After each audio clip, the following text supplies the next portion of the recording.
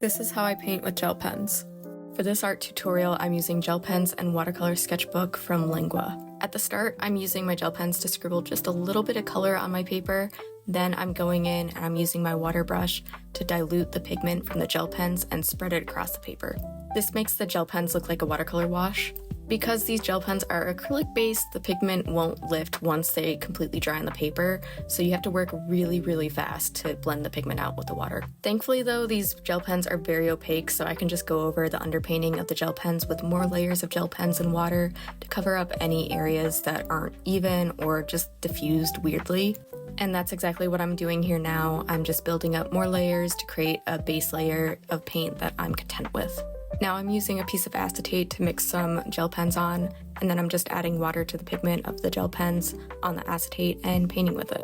This tends to create a more consistent wash. Personally, I like to use the acetate to mix multiple colors so I can create my own custom color for a specific wash or even some details.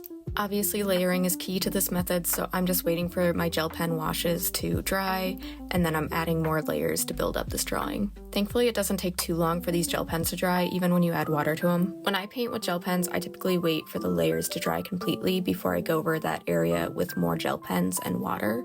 But you can also use a wet-on-wet technique.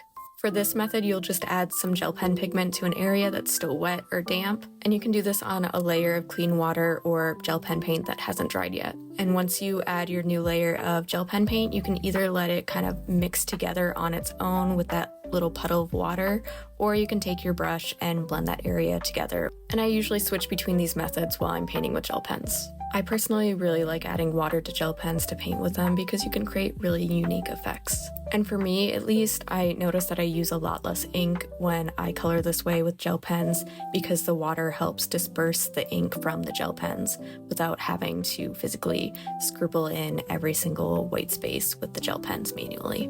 And obviously this last step is optional, or at least I treat it like it's optional, but you get to clean up all the art supplies that you threw across your desk while you're painting with your gel pens.